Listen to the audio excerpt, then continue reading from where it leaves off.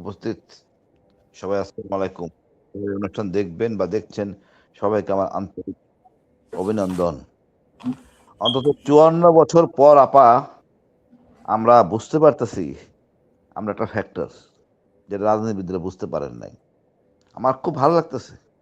ভারত কি করতে পারবে আমাদের? আমি কিছুই বুঝি না। সামরিক কথাই বলেন, এত যদি ক্ষমতা থাকতো ১৫ই আগস্ট আসতে পারতো ভারত, আসেন নাই। হুম। ১১/11 ধমক দিচ্ছে আমার এই নতজানু সেনাপ্রধান, অথর্ব সেনাপ্রধান, ওই দোহাই দিয়ে উনি চুপ করেছিলেন। তারপরে দেখেন এই যে হাসিনা যাওয়ার সময় আমাদেরকে দিয়ে আসতে হইলো যে আপনার বউ মেয়ে নিয়ে যান, আমরা আর রাখতে পারতেছি না। তা আমি মনে করি ভারতে ভয় পাওয়ার কিচ্ছু নাই, ভারতকে ভয় পাওয়ার কিচ্ছু নাই। আমরা সক্ষম জাতি, এখানে সমঝোতা সমমর্যাদা চোখ রেখে কথা বলবো, এটাই আমাদের কাম্য। আমরা ভারতের এমবেসির উদ্দেশ্যে আমরা ঘেরাও উদ্দেশ্যে গিয়েছিলাম, আমাদেরকে একটা সার্টেন পয়েন্টে আটকে দেওয়া হয়েছে, আমরা সেটা সম্মান করছি।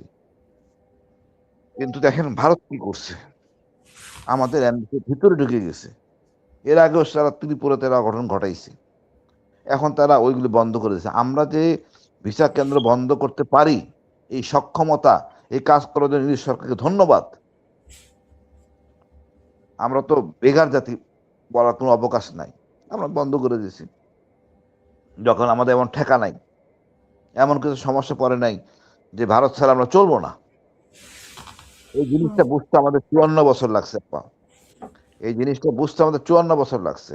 অনেকের মনে কিন্তু কলিজা আপনি তো থাপড়াইতেছে। বলছেন একটা কথা, আপনি তো বলছেন যে ভারত ছাড়া আমাদের চলবে না, এটা আমরা ৫৪ বছর পরে বুঝতে পারছি। কিন্তু সরকার তো বলছে যে আমাদের ভারতকে দরকার এবং ভারতের সাথে সম্পর্ক যাতে স্বাভাবিক হয়, অর্থ উপদেষ্টা বলছেন, এবং ভারত থেকে ৫০,০০০ টন চাল আনা হবে। আর্থিকভাবে মানে কোনো ভেজাল নেই আপা ভারতের সাথে। হুম। আপা সরকার সরকার আন্তর্জাতিক পরিমণ্ডলে ওইরকমভাবে ঝগড়া করে থাকা যায় না, সুসম্পর্ক বজায় রেখে চলবে। আমরা বলতেছি মর্যাদার ভিত্তিতে থাকবো। এতই আমাদের অমর্যাদা করছে বলে আমাদের এত ক্ষোভ। আমরা তো এমন কিছু করি নাই, এই বললাম না, এমবিসি থেকে অনেক দূরে আমরা থেমেছিলাম, ভিতরে যাই নাই। তারা কি করছে, আমরা এমবিসির ভিতরে ঢুকছি, এমবিসির গেট পেলে আমার সরকার সহযোগিতা করছে, ওদের সরকার। এখন দেখেন আমরা যে এইটুকু করতে পারছি, সম্মান মর্যাদা যা দেখানোর দরকার আমরা দেখাইছি, ভারত সেটা লঙ্ঘন করছে। সুতরাং সরকার সরকার দিক থেকে বলবে। আমিও যখন ওই জায়গায় যাবো যাবো বা ওই আশেপাশে একজন আপা একটা কথা যখন আমরা প্রেস করে বলি, গুনে গুনে বলি, যখন শাহবাগে বলি তখন গলা খুইলা বলি, লজ্জা শরম ছাড়াই বলি। আজকে রাওয়াতে গেছি, কথা বলছি খুব গুনে গুনে, আমার সিনিয়র জেনারেল, অশালীন কোনো শব্দ বাইরে রাখ হুঁশিয়ার। আলটিমেটলি কথা তেমন এটা বলতে পারিনি। এখন কথা হইলো এক এক লেভেলের এক এক রকম কথা। আমি যে কথা বলবো, যেহেতু আমি কোনো রাজনীতি করি না, বাট একটা দলের প্রধান সে কথা বলবেন না, বা দলের প্রধান চান তার কর্মীরা এই কথা বলুক, এটাই হলো স্প্রিট, এটাই হলো স্পিড। আমরা বলবো, না হলে তো মানে আমাদের ভয় প্রকাশ কষ্ট চাপা থেকে যাবে। আজকে হাদির ঘটনা নিয়ে দেখেন কত কিছু হয়ে গেল, এখন আমরা দোষীকে খুঁজে বের করতে পারি নাই। ঘটনা ঘটার পরেই স্বল্প সময়ের মধ্যে জানাই দেওয়া হলে ভারত চলে গেছে।